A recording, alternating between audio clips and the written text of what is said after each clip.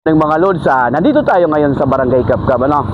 Ito yung pinanawagan ni Sheila sa Tayrapan. Si Sheila sa Tayrapan, mga lods, isa sa ating follower na nagpaabot ng mensahe upang matulungan si Tatay Edwin Briquillo. Si Tatay Edwin Briquillo, mga lods, isang 65 taong gulang, may anak na si Aiza, na isa ring PWD. So, sa kabutiang loob, mga lods, ni Dundun Sulido, no? Isa sa ating friend, nagpaabot siya ng kunting tulong para kay tatay. So kakapanayin natin, mga lods, si Tatay Edwin para malaman na din kung ano yung pwede nating maitulong.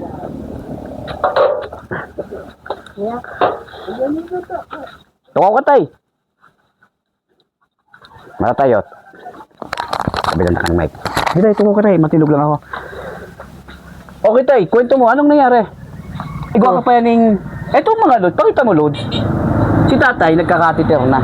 May prostate ka? Opo. Prostate talaga? Ilang taon na? Ito na. Nasimula ito na 2016 pa. 2016 pa. Ngayon, dito na As in talaga nakakabit na. ito na direkta sa butong. Ilang taon na yan? Ang dalawa ngayon. Magdadalawang taon ngayon. Oh, Yun. paano yung paghahanap buhay nyo? Ang tiyaga. Kayong dalawa lang ni Aiza? Ilang taon ka na ba? Nasa 27 man yan. Etong ito Lods, ano, doon, ito, kausap ko si Tatay Briquillo, hindi na makapagtrabaho. Yung kabuhayan, tay, paano, ipang-araw-araw? Minsan mayroon nagbibigay sa amin. Ganun lang talaga. Hindi ako nakapaghanap buhay ni Maan. Kasi si Aiza, walang maiwan. Nasaan, tay, huwag kang ma-open na, nasaan yung asawa mo? Patay na. Matagal na. Balo na si tatay. So, mga Lods, si tatay, balo na. Ilang taon na, tay? Nasa 12 na yata. Okay, 12 taon na, no? So, ito, nagkakatiter kasi may problema sa prostate, no? So, ang hinihingi lang anong hinihingi mo lang, tay? Anong gusto mo bang sabihin mo sa mga followers, tatay, kung ano yung pwedeng maitulong sa inyo? Anong ibigay sa akin? Yan. Okay, hindi naman sila nagdidiman, mga Lods, no? Yung maitulong lang natin.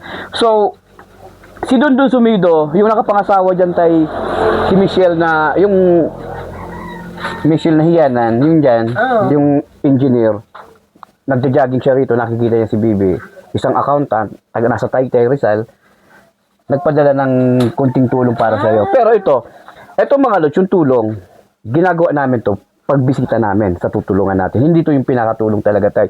Ang purpose natin dito, tay, bakit natin binibideo? Para makita nung mga followers ko, yung mga sponsor ko from USA.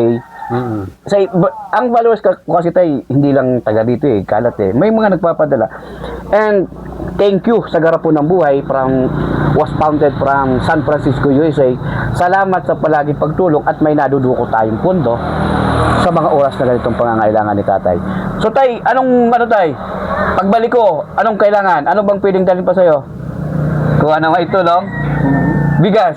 Ganon.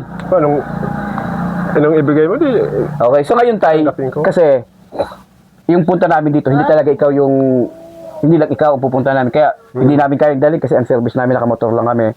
Pupunta pa kami ng Karamuran. So ito muna ang dinala ko. Sabi ni Don, dalang ka daw ng gatas, kape, asukal, tsaka biskuit, tsaka yung pang ano yun na rin. And hopefully, pagbalik namin, okay na tayo. Pasalamat ka tayo kay Don Sumido. Salamat sa mga nag-sponsor sa amin. Eto, mga Lods, si Aiza, yung anak ng tatay. Okay, muli, sana matulungan natin si Tatay Edwin Briquillo from Cabcab, San Andres, Catando, Alas. Muli, Barangay Cabcab. Have a nice day, mga Lods.